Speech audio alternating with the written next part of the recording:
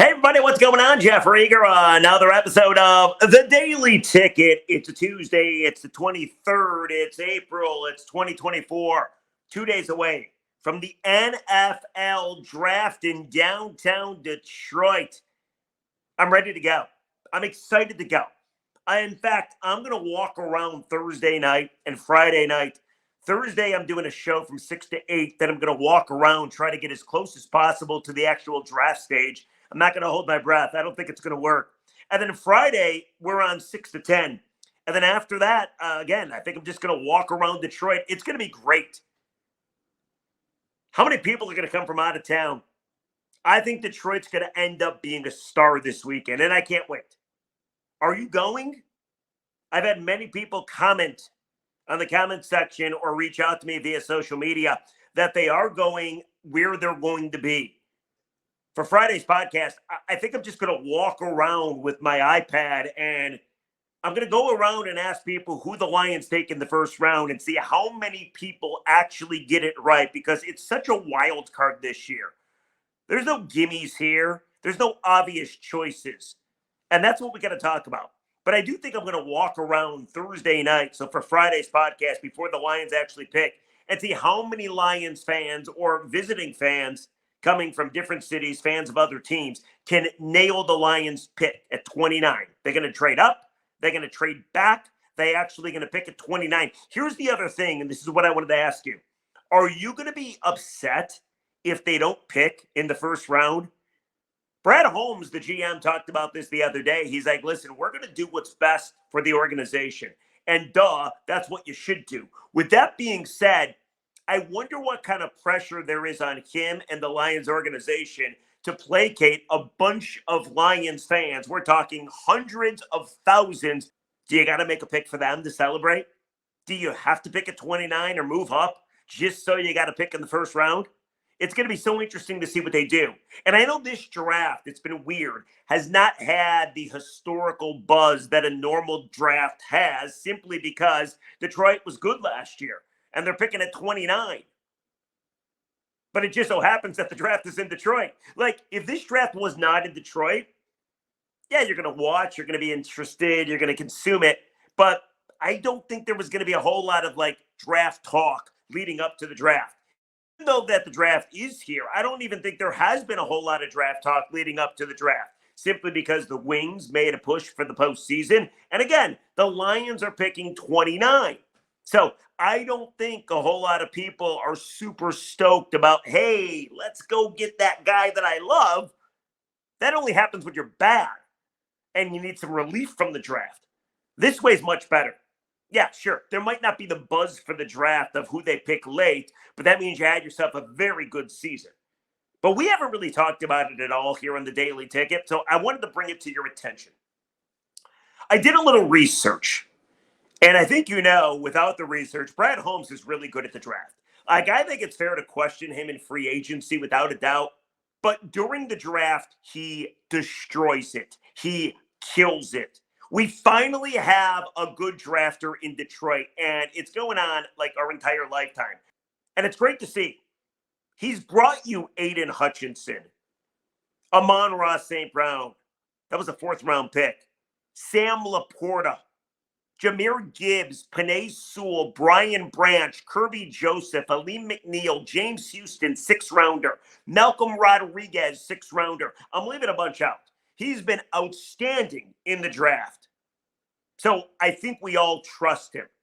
Whatever he decides to do, even though it might be a boring opinion, I think we're all good with it. But that doesn't mean that you don't have what you want him to do. Brad Holmes, in his time with the Lions, has traded up 4 times in the draft. He's traded down 4 times in the draft. And now you're looking at this draft, and I really don't think anybody has a really good read on what Holmes is going to do. I really don't. Whether you want to look at a mock draft or you want to try to trust the insiders, this pick at 29 is going to be very difficult to nail. Years past, very easy. This year, not at all. So what do you want him to do? What is your dream scenario? And I want to give you mine. Because the way I see it, yeah, you can stay at 29. What fun is that? I do get the feeling he's going to try to trade up. I don't know where I get that feeling other than that's just seems like what he's going to do. It does seem like the Lions are a piece or two away from going to the Super Bowl. Yes, they need to improve their secondary. Sure, you could get a little help on the D line. Yes, you need some depth offensive line wise. But I do believe Brad Holmes' strong suit is identifying an absolute stud that maybe nobody else has realized is going to be an absolute stud, and he'll trade up and get him. And I wonder if he decides to do that this time around. We all know his philosophy. It's best player available. And I think we all love the philosophy and agree with the philosophy. But here's the deal. This year, not only can you go best player available, but I also think you could go position in need. And that's what my scenario is. If you make me choose what I want Brad Holmes to do, I'll tell you, I want him to trade up. I want him to trade up because I think the Lions secondary is weak, specifically the cornerbacks. If you're ready to play a game right now, and Brad Holmes, by the way, and Dan Campbell have said we can play a game right now. We're pretty close to being built. But I don't trust the secondary, specifically, again, the cornerbacks. Carlton Davis, you traded for him from Tampa Bay. He's going to be on one side. And Amika Robertson is going to be on the other side. Carlton Davis, good cornerback. Problem is, best trait he has is his physicality.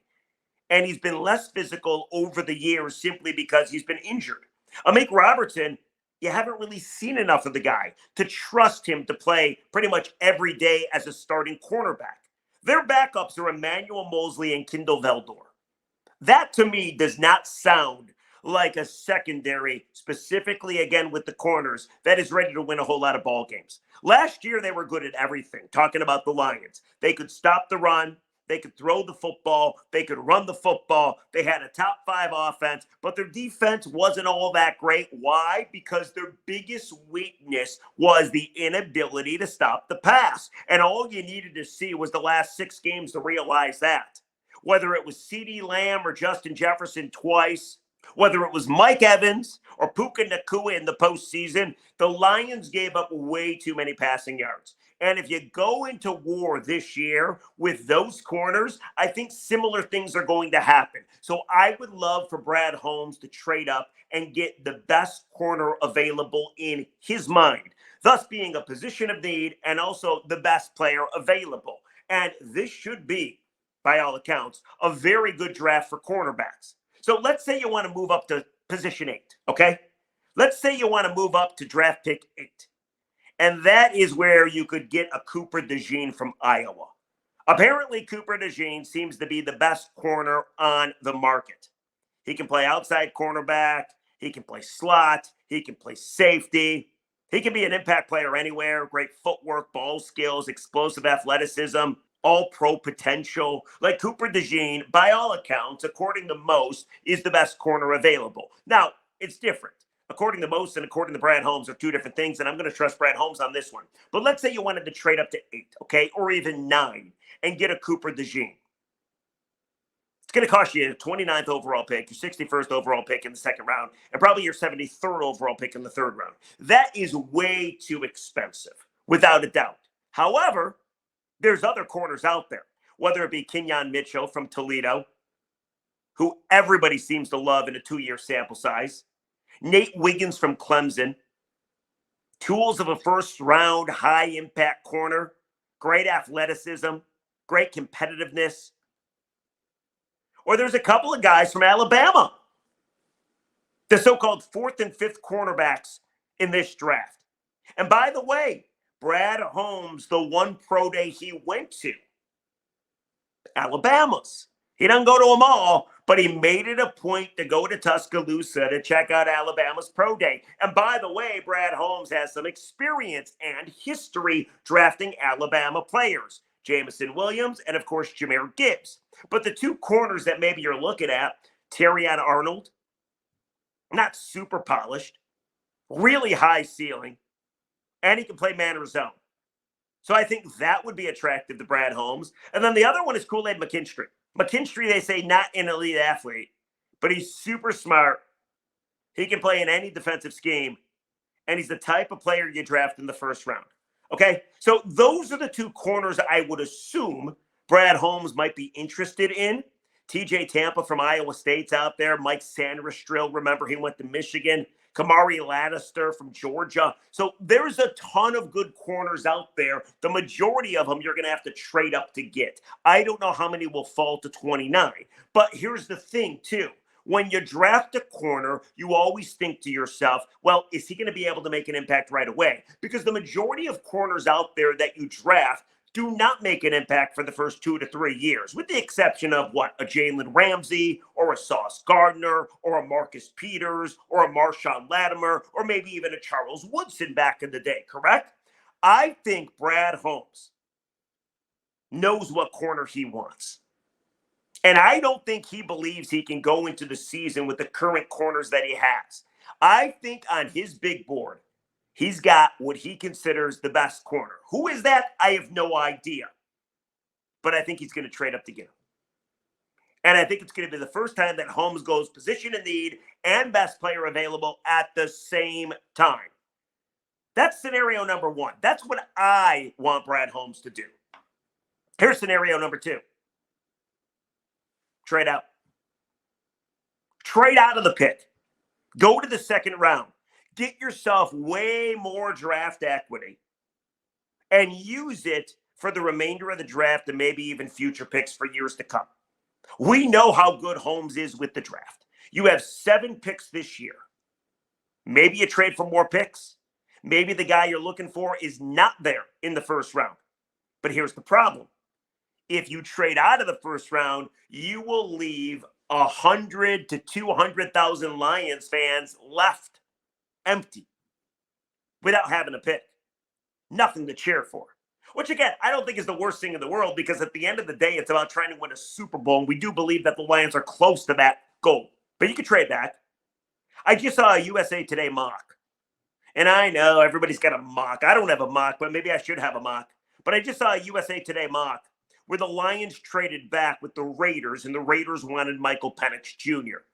And then I don't know what the Lions would have got in that pick because it did not really say. But the point is, that's also an option as well. Maybe Brad Holmes trades back. Again, he's traded up 4 times in his time in Detroit. He's traded out. He's traded back 4 times in his time in Detroit as well. I want him to trade up.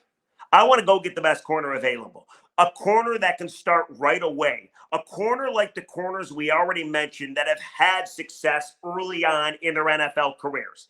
If it's on me, I want Holmes to trade up. What about you?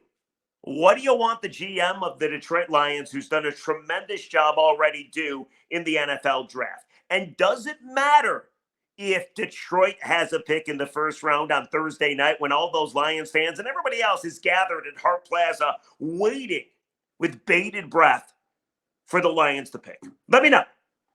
You know my preference. Where are you at? Let's get to some comments.